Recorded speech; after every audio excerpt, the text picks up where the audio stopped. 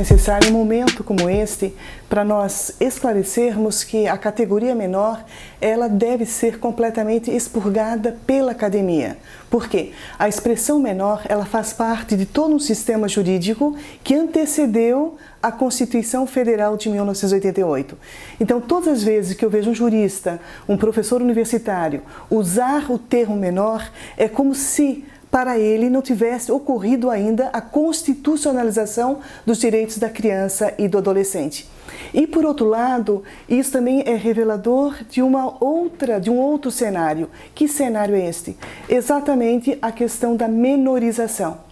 Na medida em que sabemos que os códigos de 1927 e 1979, eles eram exatamente os códigos de menores, eles categorizavam o universo das crianças nessas categorias que eles falavam. Então eram o menor delinquente, o menor vadio de capoeira, o menor exposto, isso em 1927, depois em 79, o menor em situação irregular. Então, todas as vezes em que a gente percebe o uso dessa expressão, é o uso exatamente de um grande estigma com relação à criança e ao adolescente. Este ano, 2019, exatamente a Convenção sobre os Direitos da Criança, ela celebra 30 anos. Então, vejo vocês, a própria linguagem da Convenção, ela de novo confirma a ideia da categoria criança. Quem é a criança para a Convenção Internacional? É exatamente aquele ser humano com menos de 18 anos de idade.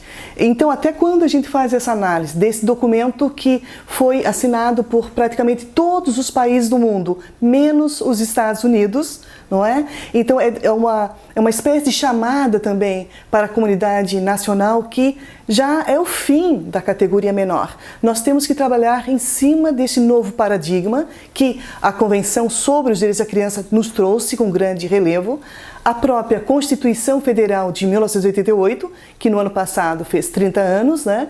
E regulamentado todos os direitos presentes na Convenção sobre os Direitos da Criança, ONU, 1989, que foi anunciado de forma muito clara pela Constituição Federal de 1988 e o que é mais interessante até nesse aspecto da nossa Constituição, que ela abre um capítulo da criança, do adolescente, da família e do idoso. A Constituição Federal, em momento algum, ele vai trazer para nós, né, que vamos usá-la de forma intermitente, a categoria menor. Ela usa criança e adolescente e com um plus da prioridade absoluta constitucional. Depois, em 2010, é que acabou tendo a nossa Constituição Federal uma reforma, com a emenda constitucional número 65, que agregou a categoria jovem.